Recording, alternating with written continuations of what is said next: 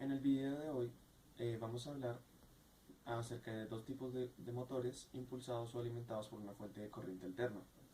Se sabe en un principio que los motores en una máquina diseñada para transformar de energía eléctrica a energía mecánica por medio de la acción o movimiento de los campos magnéticos impulsados por las bobinas, y las partes fundamentales que constituyen de un motor están hechos de un estator y un rotor. De esta manera se puede ejecutar o emplear a cabo una función desempeñada por medio de la acción del motor. Comenzamos primero por los motores síncronos. Estos son denominados así debido a que la velocidad del rotor y la velocidad de los campos magnéticos del estator son equivalentes, funcionando así a una velocidad de sincronismo, sin deslizamiento. No obstante, hay que tener en cuenta que la velocidad de rotación depende de la frecuencia de la fuente.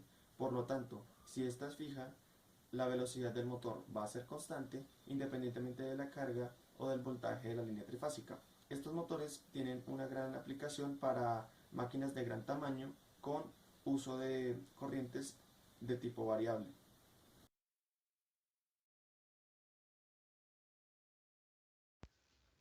Dentro de las características del motor síncrono podemos encontrar: primero, tiene un estator trifásico similar al de un motor de inducción.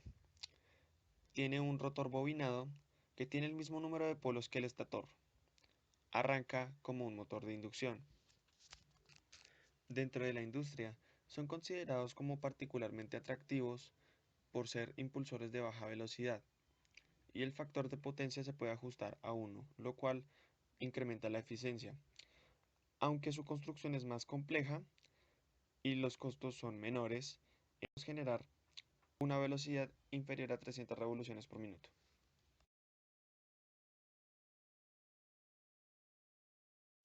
Un motor síncrono en sí arranca con un devanado de jaula de ardilla para que pueda arrancar como motor de inducción. Este, al ser conectado a la línea trifásica, acelera hasta alcanzar una velocidad un poco por debajo de la velocidad síncrona. Mientras el motor se acelera, el flujo rotatorio creado por el estator pasa frente a los polos salientes que se mueven lentamente.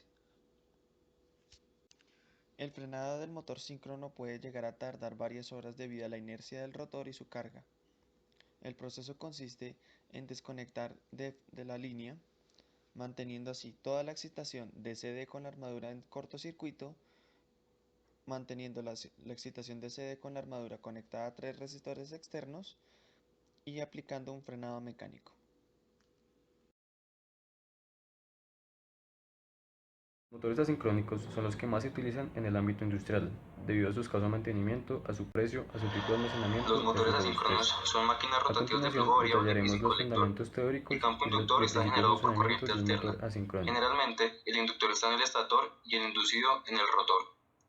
Para entender con mayor claridad, se detallarán las partes del motor, las cuales son: primero, tenemos la carcasa, la cual funciona básicamente como protección. Segundo, está el estator.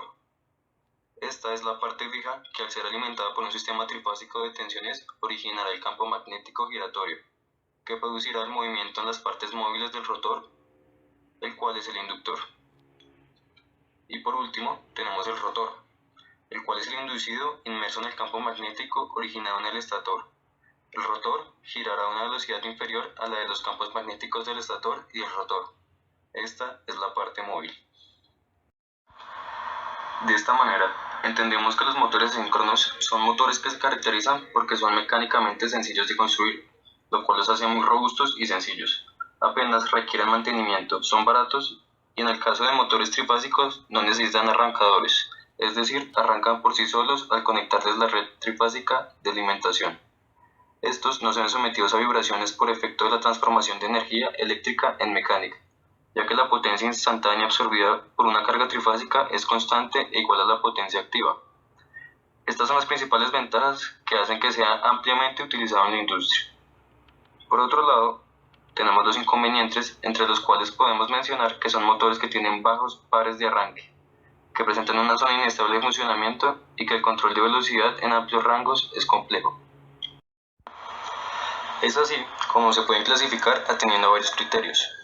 Es decir, primero tenemos según el número de devanados en el estator, entre los cuales encontramos los monofásicos.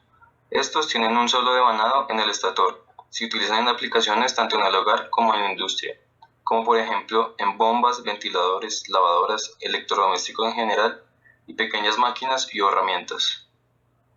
Por otro lado, encontramos los bifásicos. Estos tienen dos devanados en el estator. Estos devanados están desfasados por la ecuación pi sobre 2p, siendo p el número de pares de polos de la máquina en el espacio. Se suelen utilizar en aplicaciones de control de posición. Por último, tenemos los trifásicos, y más comunes. Estos tienen tres devanados en el estator. Estos devanados están desfasados por la ecuación 2pi sobre 3p, siendo p el número de pares de polos de la máquina en el espacio. Se suelen utilizar en aplicaciones industriales, como lo son entornos, fresadoras, cepilladoras, grúas, compresores, entre otros. Por otro lado, encontramos según el tipo de inducido. Primero, tenemos el rotor devanado. Los devanados del rotor son similares a los del estator con el que se está asociado. El número de fases del rotor no tiene por qué ser el mismo que el del estator. Lo que sí tiene que ser igual es el número de polos. Los devanados del rotor están conectados a anillos colectores montados sobre el mismo eje, como lo podemos apreciar en la imagen. También encontramos el rotor en jaula de ardilla. Este es el más utilizado. Los conductores del rotor están igualmente distribuidos por la periferia del rotor. Los extremos de estos conductores están cortocircuitados, por lo cual no hay posibilidad de conexión del devanado del rotor con el exterior. También podemos apreciarlo en la imagen. A continuación, se explicará la caja de bornes del motor asíncrono. Aquí, generalmente, los fabricantes de motores asíncronos en la caja de bornes de sus motores colocan el principio y el final de cada uno de los devanados del estator con el objetivo de que el motor se pueda utilizar para diferentes tensiones de línea, tal y como se puede observar en la figura que se muestra.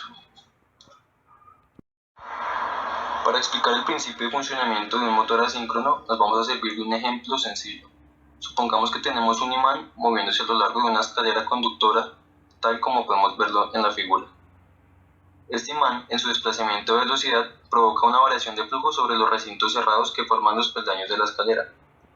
Esta variación de flujo genera una fuerza electromotriz, a la cual se le denomina como la fuerza proveniente de cualquier medio, fuente o dispositivo que suministre corriente eléctrica. Esta fuerza electromotriz, definida por la ley de Faraday, a su vez hace que por dicho recinto circule una corriente. Esta corriente eléctrica provoca la aparición de una fuerza sobre la escalera definida por la ecuación del producto cruz entre I y B por la corriente, que hace que la escalera se desplace en el mismo sentido que lo hace el imán.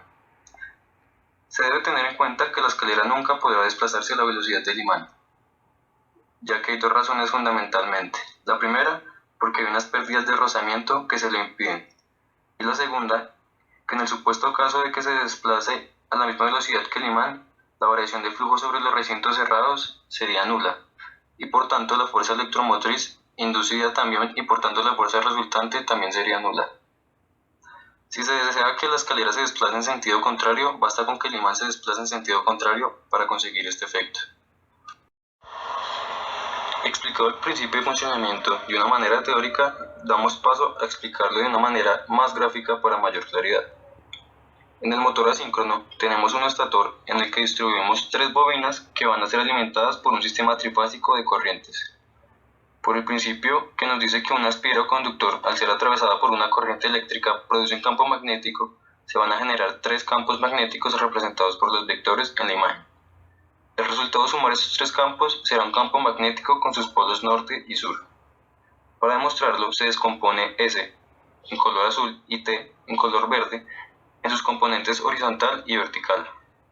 Las horizontales son iguales pero con signos contrarios, por lo cual se anularán. Las verticales tienen el mismo signo y son de la mitad del valor de la fase R, que encontramos en color rojo. Luego, al sumarlas obtendremos el vector negro, similar al rojo pero de signo opuesto. Aquí podemos ver el campo magnético con su orientación norte-sur, como se dijo con anterioridad. Ahora, las corrientes eléctricas R, S y T son variables y describen una onda senoidal desfasada 120 grados, cada una de ellas con respecto a la otra. Esto hace que en el instante 2 tengamos un valor positivo de R y S generando el polo norte y negativo en la fase T, polo sur. En el instante 3 tenemos un valor positivo de S, el polo norte, y negativo de R y T en el polo sur, y así sucesivamente, por lo cual conseguimos un campo magnético giratorio en el estator.